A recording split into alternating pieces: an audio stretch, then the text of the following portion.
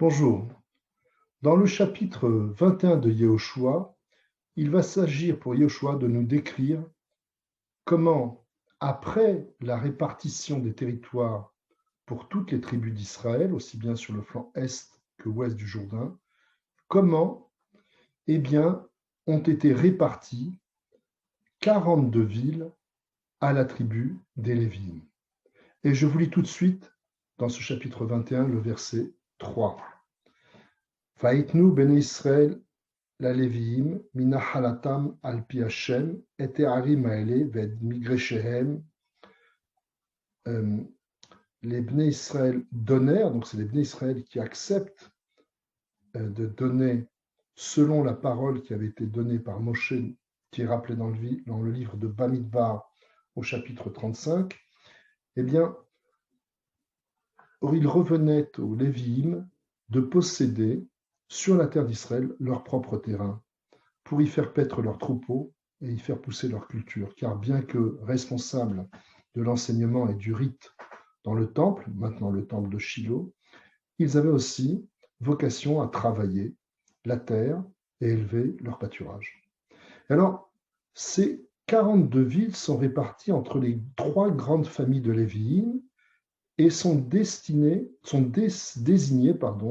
par là aussi un goral, un tirage au sort, selon le même principe que celui qui avait été à l'origine de la distribution des territoires aux différentes tribus d'Israël.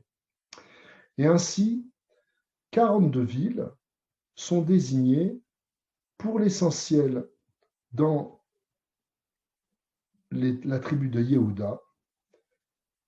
Il y a en moyenne, pour chaque tribu, des deux côtés du Jourdain, 4 à 6 villes qui sont destinées, réservées à la tribu de Lévi. Ces 42 villes seront aussi ce qu'on a évoqué au chapitre 20 des Harémiklat, des villes de refuge.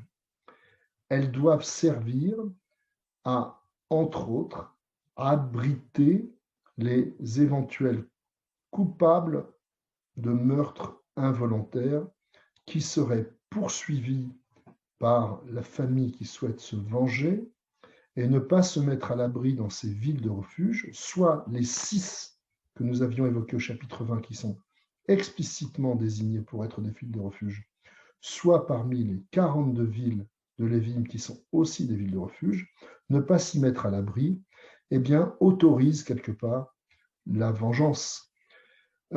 Ce principe de Ir Miklat, de ville de refuge, est une façon de signifier, dès la fin de la distribution des territoires, que la première chose pour la nouvelle nation, que la clé de voûte de son futur, c'est l'établissement de sa justice. Une justice qui est dépaysée, puisque quelqu'un de la tribu de Dan peut se réfugier dans une ville de refuge de la tribu de Asher.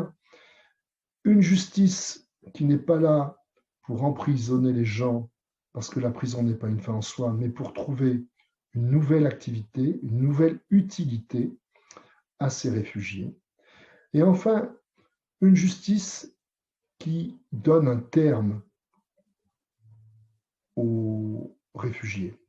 Le terme est donné par la mort du Kohen Gadol de l'époque, par la mort du grand prêtre. Le lien entre la mort du grand prêtre et le terme de la punition, en quelque sorte, qui est donnée à ces réfugiés, puisque la mort du Kohen Gadol les libère automatiquement, c'est le fait que, tout d'abord, les vengeurs seraient probablement apaisés par la mort de leurs proches quand ils apprendraient la mort du Kohen Gadol, et que quelque part, ce Kohen Gadol qui est l'antithèse de la mort, puisque vous savez que le Kohen Gadol est très sensible à la question de l'impureté de la mort, il est le chantre de la paix entre les hommes, et donc l'antithèse de la mort, sa disparition, en quelque sorte, viendrait un peu en sacrifice de tous les meurtriers volontaires et les libérer aussitôt.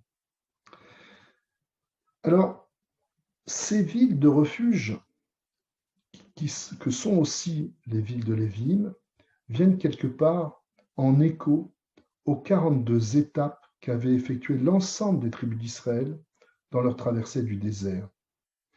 Comme pour nous rappeler, comme pour leur rappeler que dorénavant la justice que doit rendre le peuple d'Israël, ne peut être rendue que si les juges ont en permanence à l'esprit l'idée qu'ils sortent du désert. Enfin, dans ce chapitre, on évoque les 13 villes qui sont aussi attribuées par tirage au sort aux Kohanim. Ces 13 villes de Kohanim ne se situeront que dans les tribus essentiellement de Yehuda, pour 9 des villes de Kohanim, et pour 4 autres d'entre elles dans la tribu de Binyamin. Enfin, ce chapitre se conclut après le partage de l'ensemble des territoires, après le partage des territoires pour les Kohanim et les Lévi'im, de la mise en place d'un système de justice, eh bien, se conclut en nous disant que Dieu n'a manqué à aucun des mots de sa parole de donner un jour la terre de Canaan au Béné Israël. À demain. Merci.